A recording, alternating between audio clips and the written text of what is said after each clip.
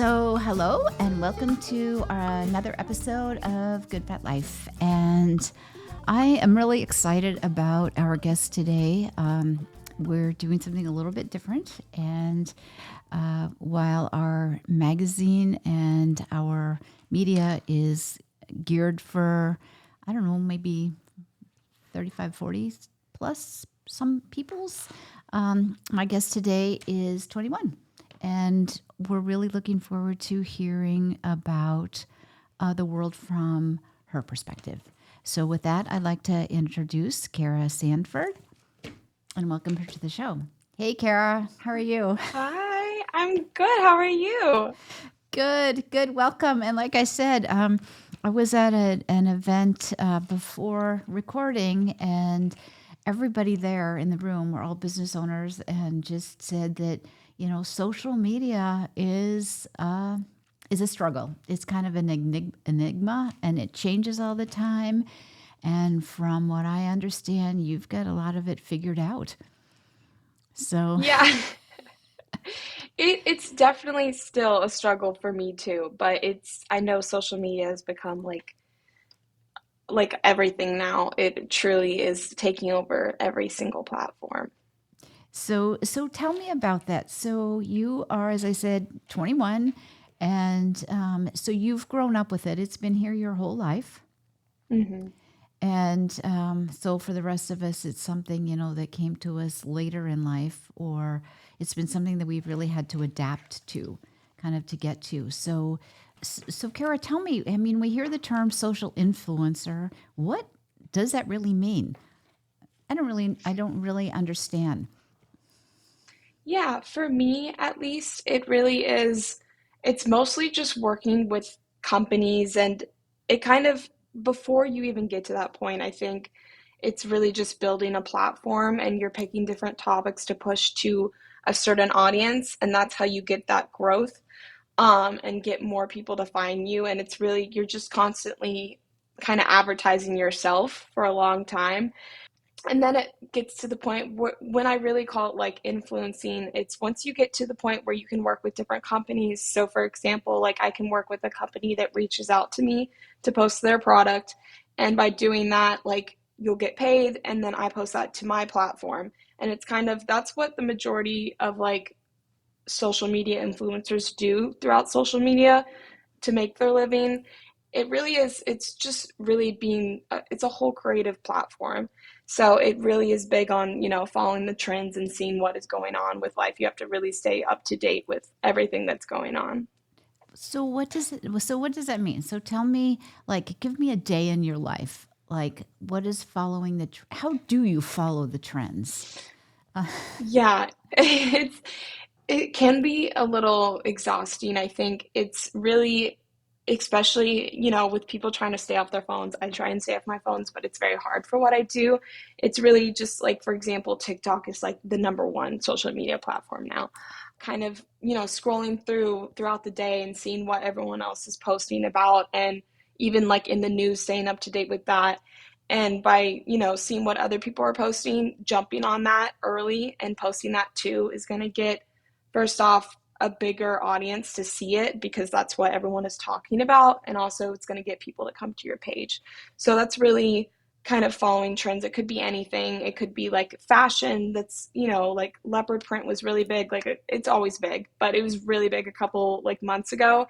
So I could be having like a product that I'm wearing that people could come and see. Or if there's these like actors in these movies that started dating, like I post about that.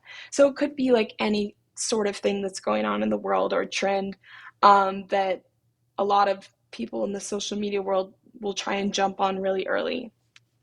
so how did you get interested in this?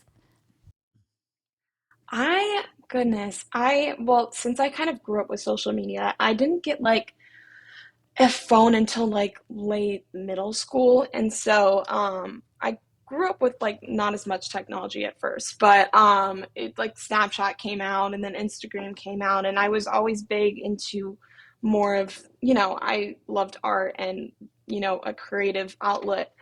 So I know YouTube was really big when I was younger. I loved YouTube and I always wanted to be able to create something. And I also loved acting and, watching people on my TV. It's just something I always was interested in. And so I remember when TikTok became a thing, before it was called Musically, I jumped on it, and it was more of something that was very like, more of like, as I said, creative outlet for me. But then as I kept posting and jumping on trends and doing things like that, eventually I was able to it was a slow, run for me, but I was eventually able to get more people onto my account that followed me, and it kind of blew up after that. I think I started it like literally in middle school, and it didn't really truly blow up until my sophomore year of college. So it was just like a consistent thing I was working at for years. I mean, you've got, well over what, 400,000 followers? So how much does that number influence your day? I think it influences my day without me even knowing. I think I feel more required to make certain type of content and feel expected to, for sure. And I'll definitely feel stressed out or disappointed if I don't get something that I'm proud of or want. But I really don't think about it too often. I feel like if I think about it too much, I will get overwhelmed because it is a lot of people. And sometimes, like, even like, I think really it doesn't feel real to me. When it really feels real and hits is when people see me in public sometimes and they want to say hi or get a photo. That's it's just so Oh, weird to yeah. me. Yeah, I'm like, what? I'm What? like, what? Because in my head, I'm like, they're all bots. None of them are real. But but it's definitely interesting because I think I push a different version of myself. I still try and be authentic, and genuine, but it is a different version of myself. And I think when people see me, they think they know me, but they don't. And so it's very interesting. And I don't think about it too much. Don't want to stress myself out, but I definitely think it affects, me being stressed out or me feeling like I'm expected to make, something for these people. For these people. So I would imagine that's very similar to watching a TV program, right? Yeah. Like I'll just use the Gilmore Girls as an example. Oh, I love the Gilmore Girls. Right, right. But because you see them, you think you know them, but Yeah. they're actors, right? Right. They're doing a role, but it's kind of like, oh, you're my very best friend, but you don't know them at all, right? That's the feeling that we get. Yes. Yes. So That is exactly it for that. yeah. They're So, the exact anyways, same thing, truly. so I was just wondering about that. So very cool. All right, and then you're in film school, correct? Yeah. Yeah, and so you've got these, and you've got a real creative outlet, which I mean, I guess social media and film revolves around telling stories, Yeah. right? So is that, and they're different. I mean, social media is so. How do you balance that between something that's so quick and transparent, and then and trendy? I guess it's here and then it's gone on to something else, and then but a film is it's a longer project. Yeah. It's definitely, since I'm still in school, I haven't had much experience, but they are very different, but they work together a lot. I feel like a huge part of film and movies is, advertising their project, and a lot of that comes from social media. That's like especially TikTok too. A lot of, movies that are coming out and films, they go to social media and they, work together all the time. But I think the process of making something like that is definitely very different, but they do work together a lot. And it's like right now, it's pretty easy to maintain because I'm mostly focusing on like taking acting classes and kind of going down that path rather Oh, than okay. being on set, and which I love being on set and, helping out and like producing and directing and stuff like that. But that's kind of the route I'm more focused on right now.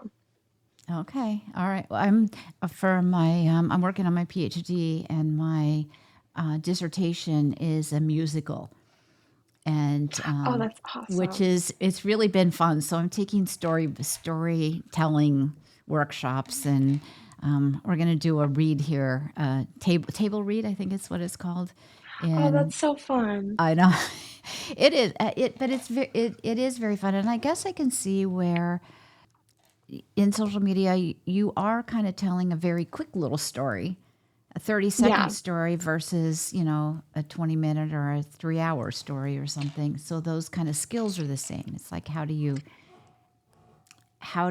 so Yes. what did you have like when you're, um, so I don't know, I guess you see something that's trending, right?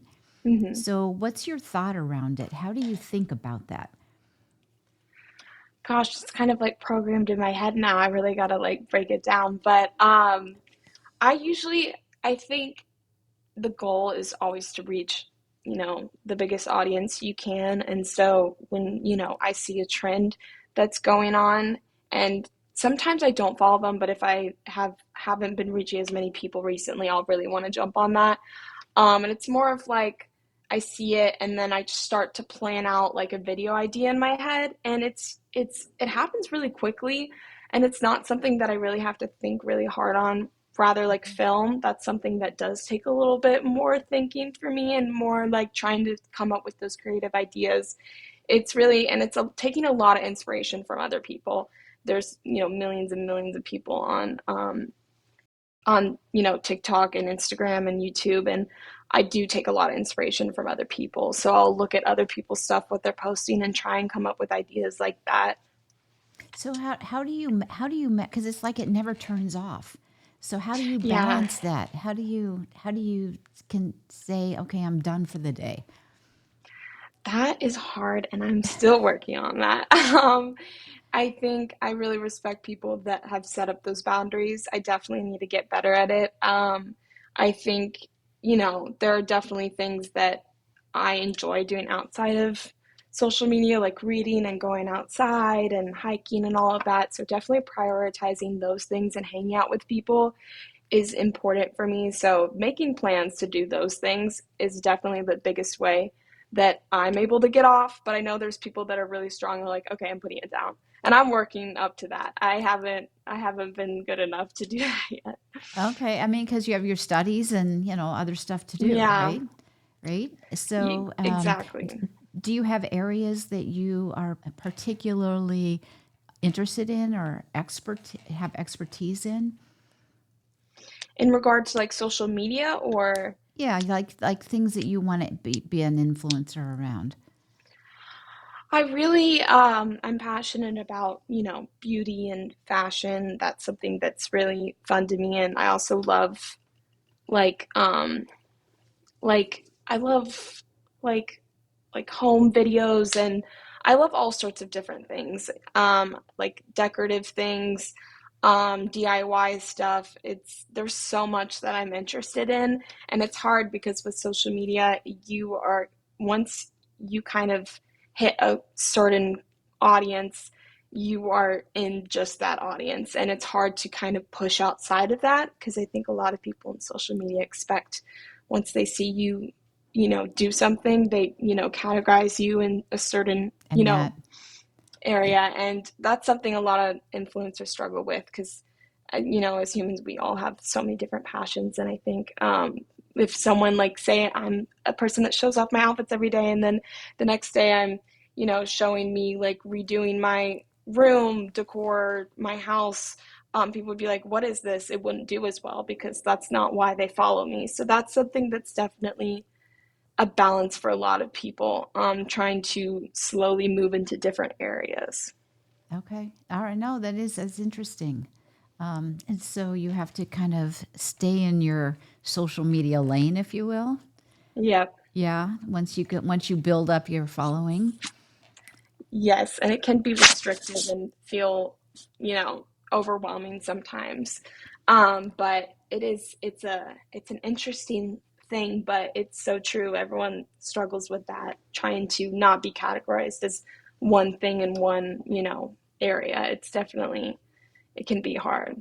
But then on the other hand, that's where like the people that have products and services that they want to, you know, have your input in or your endorsement of, if you will. Yeah. That's why they want it. Is because you're in this lane, right? Exactly. And there's like times where I want to work with other companies, but I don't post videos like that. So they wouldn't really go to me to do that. So it's definitely interesting, but there's, Yeah, most brands will reach out to people that kind of in that category to post videos for their product. So we talked about a little bit on how you kind of like take care of yourself. So Good Fat Life is really about building a life that you want to live, right? That you're Hmm. consciously creating this life. You're not just letting life happen to you and Yeah. being mindful and intentional. So as a 21-year-old who has kind of like the whole world in front of you, is that something that you ever even think about? Oh yeah, 100%. Mental health is something that's really important to me, and there are definitely things I do that kind of help calm myself and my soul, I guess. I'm really big into like meditation, and I'm really big in, Okay. reading and taking walks outside. That kind of helps me become, calmer and more mindful. But that's something that's definitely really big. If I didn't wasn't practicing that like every day, I think I would I would be really stressed out. But that's like a huge focus. And some days when I'm busier, I can't focus it as much as others. But that is something that is really important to me. That is so great to hear. So I didn't start meditating daily till 40, till I would turn 40. And I agree with you. If I don't have my daily meditation, which I never really miss, my day's just different, Yep. right? It's just, it keeps me calm and grounded no matter what's happening. Yeah, it just makes such a big difference. Well, so tell me about school. Do you have what do you kind of see for your future between the film with what you want to do there? Are you wanting to be in the acting world, or do you want to make the films, or do you want to be in the films, or both? It's kind of a little bit of both, but more in the acting world. But something that was always my dream as a little kid. Social media just kind of came up on the side, and it's been a way for me to kind of build a kind of a name for myself in a way, a little bit. Okay. But the focus has always been more acting and film. That's something, being in those movies is something I'm very passionate about. And it's hard with school and social media to focus on that. But now that summer's hit, this is, like the perfect time to really focus on that and audition for things. Oh, okay. All right. And so you're in the Tennessee area, right? Yeah. So are there things in your area that you can audition for? The majority now for auditions, it's mostly, it is video remotely. Okay. It's there's not a lot of in-person auditions anymore, so that's usually what I do for like out of state stuff. There isn't a lot in Tennessee. It's more like Georgia, LA, New York. Those are like the main areas that the majority of them are for, but I usually end up auditioning for like Atlanta stuff because that's like the closest, major city that a lot of films are made out of. More stuff is becoming more popular in the Nashville area, but as of right now, it's not super huge. Huh. No, that's just so interesting, and I love that.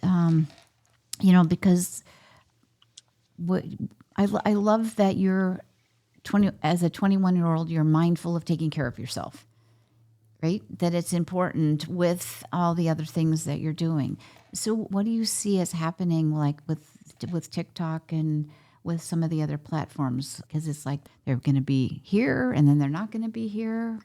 Yeah, it is. It's definitely for a lot of people that kind of rely on that for an income. I think that's really scary for a lot of people. I think social media can be very draining, and there definitely needs to have people need to have a good balance outside of it. It's hard, yeah, for those people that rely on it, but there's no say. Like, no one knows how long anything is going to last. And so each day I kind of wake up and I'm like, okay, it's here today. I'm going to try and make the most out of it. Because there's been a lot of times like it's been banned and it's brought back, like TikTok. So I just don't know. And I also try and ignore it because I feel like I might stress myself out if I think about it too much. But yeah, it's just kind of taking advantage of, each day and what I have for it because I don't know. It's just no one really knows if how long we're going to have that for. But what a great attitude. I mean, you have an amazing attitude. And I mean, there's a meditation that I do, and it's just for a couple minutes before I do my longer one in the morning. And it's just like, today is today. It's Yeah. a gift to have today. And if we can treat it like you just said, I have it today. I don't know about tomorrow, but I'm going to do my Yeah. best today. That's a great way to live your life, right? It is, and it's interesting that because we hear so much bad about social media that it's, there's a dark side to it as well. Yeah. Do you see that at all? 100%. I mean, social media can be very triggering too, because you never know what's going to pop up a video for you. I mean, it could be something that you don't want to see, or there's definitely a lot of hate and negativity. I've gotten many, many hate comments from people that don't know me. And so that is definitely hard, but at the end of the day, it's, just remind yourself that no one knows you. And so like they don't know me and that can't hurt me. That's just their opinion. And doing something like social media, you have to be really, confident and sure in yourself. And I also think the biggest thing is setting those boundaries. I think social media can be such a dark place, and it like can take over your entire life. And I think it's really big for people to have those boundaries for themselves so they're living a normal life. So they get off their phone so they don't have to see those comments that people are leaving or those videos people are posting. Wow. You just so what I'm hearing from you is that you've taken the best of social media and are using it to your, and then you've also learned how to, skills, life skills on how to manage the things that aren't so good that are moving you forward positively. And Yeah. those are all really strong life skills that'll serve you very well, regardless of what you do, right? Yeah. Right. So, well, that's great. So, for somebody, like I said, when I said that all of my colleagues or most of my colleagues are struggling on some level on how to bring social media into not their personal life, but more to their professional life, to their business life, Yeah. and use it. So, what would be some maybe helpful hints that you would advice you would give?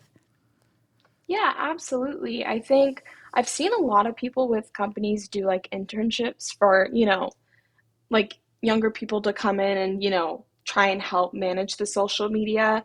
And I feel like those are also great opportunities. It's hard to, be able to bring in someone to fully do social media, but I think quality is something that's really important that people love to see. I feel like quality over quantity, but also have a good balance. I think social media is very important for every business, as it's just, even if we don't like it, it's growing and it's so big. I think it's important to bring it in. I think, yeah, I think quality and kind of following trends, and it's hard if you're not on social media, but I really think it's important taking inspiration to see like what other businesses are doing, finding a business that's like similar to you that you see on social media and kind of seeing what they're posting. But um, I really think it's cool, like the internship opportunities, or seeing if you can bring someone in that kind of understands it more. But there's also so many courses you can take too.